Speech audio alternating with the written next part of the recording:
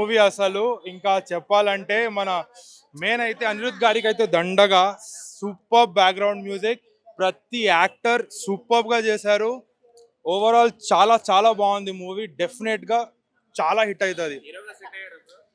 Set అయ్యారండి definite గా. అంటే స్టార్టింగ్ లో కొంచెం అనిపించింది, బట్ ఓవరాల్ గా రోల్ కి అయితే చాలా ప్రాపర్ గా సెట్ అయ్యారు. అందరూ సూపర్ చేశారు. ప్రతి యాక్టర్ ఎవరైనా సరే కానీ వాళ్ళ రోల్ కి తగ్గట్టుగా చేశారు. So next level movie.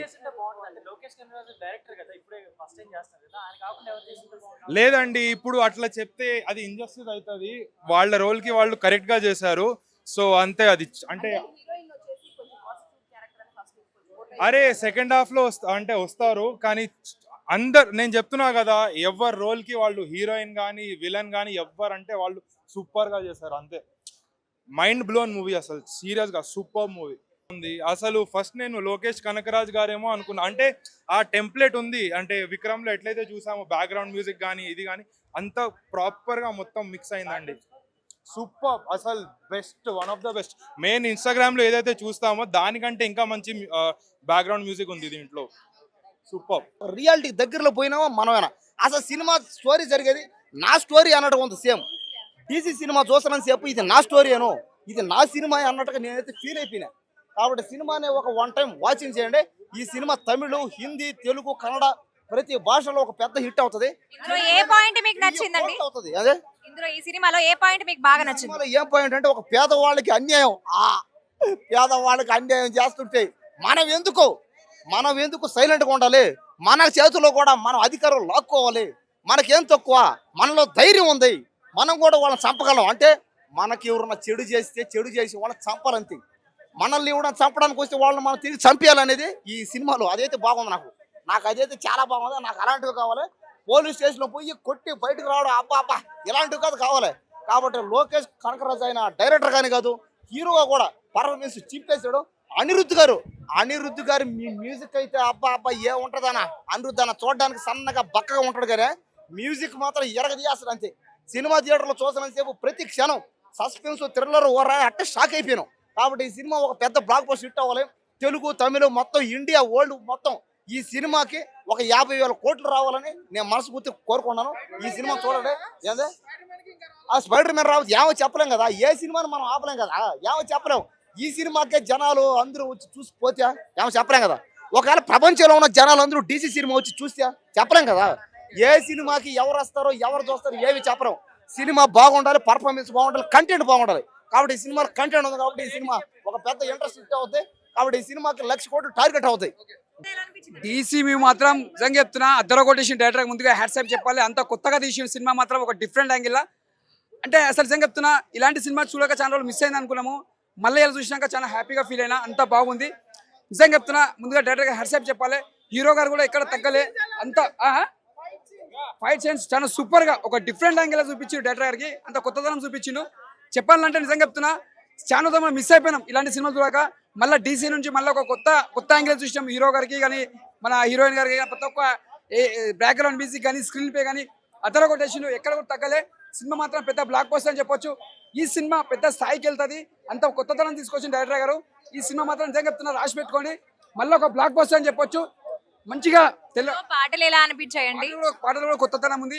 Background music కానీ స్క్రీన్ ప్లే కానీ అదర కొట్టేసిండు. నిజంగా చెప్తున్నా, ఇచ్చి పడేసిండు. మాటల్లో సినిమా మాత్రం బ్లాక్ బస్టర్. ఐటమ్ సాంగ్ మాత్రం చాలా చూసినాం కదా, మిస్ అయిపోయినాం.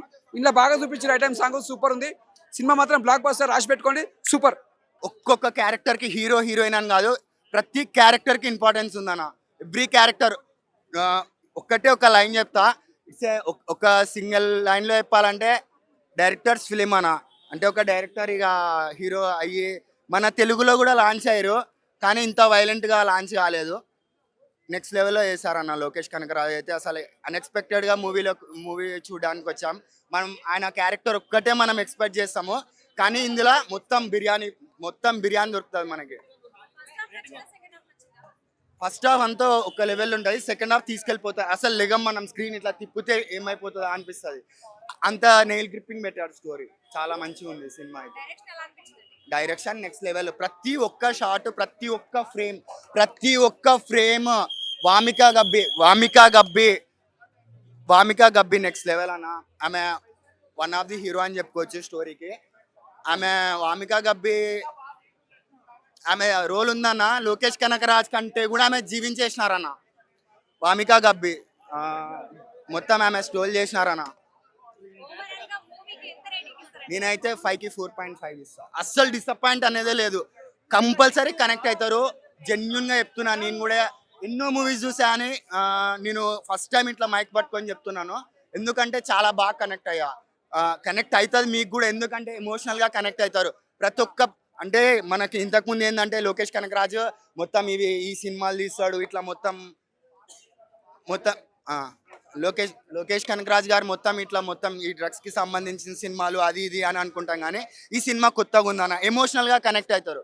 ఖచ్చితంగా ఎమోషనల్ గా కనెక్ట్ అవుతారన్న. ఇదైతే గ్యారంటీ. హీరోయిన్స్ క్యారెక్టర్స్ కూడా హైలైట్ ఉన్నాయి. ఇంకోటి ఏంటంటే పక్కన ఎవరైతే ఉంటారో ప్రతి ఒక్క క్యారెక్టర్ కి ఇంపార్టెన్స్ ఉంది.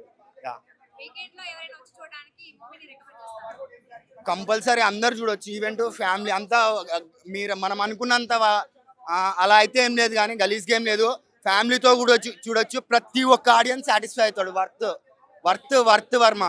నెపోటిజం, అధికారం ఉన్న వాళ్ళు ఏంటి, అధికారం లేని వాళ్ళు ఏంటి అన్న కోణాలలో తను హీరోగా ప్రజెంటేషన్ చేసిన ఈ మూవీకి సన్ పిక్చర్స్ నిర్మించడం ఒక కథాంశం ప్రకారంగా కోల్పోయేదానికి కోల్పోవటానికి మధ్య ఏం జరుగుతుంది, ఫస్ట్ హాఫ్ సెకండ్ హాఫ్, ఒక విభిన్నమైన క్యారెక్టర్.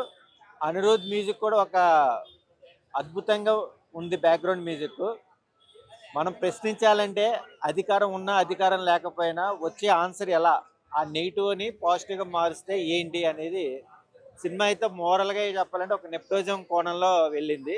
Watchful movie. డీసీ చూసారు కదా, ఎలా అనిపించింది? బాగుంది. డైరెక్షన్ బాగుంది. లోకేష్ కనగరాజ్ మూవీస్ ఎలా ఉంటాయో ఈ డైరెక్షన్ కానీ అట్లే కానీ ఉంది. కొత్త డైరెక్టర్ డైరెక్ట్ చేసినట్టు లేదు. ఎగ్జాక్ట్ గా లోకేష్ కనకరాజ్ ఏ ఎలిమెంట్స్ అయితే పెడతారో ఆ ఎలిమెంట్స్ లోనే ఉంది. స్టోరీకి హీరో సెట్ అయినట్టు అనిపించిందా, ఎలా అనిపించింది? సెట్ అయింది. హీరో యాక్టింగ్ అయితే ఇరగా తీశారు. హీరోగా సెట్ అయ్యారు. లోకేష్ కి ఇది హిట్ అనుకోవచ్చు. ఓవరాల్ గా సినిమా మొత్తానికి ఎంత రేటింగ్ ఇస్తారు? నేను అయితే 4.5.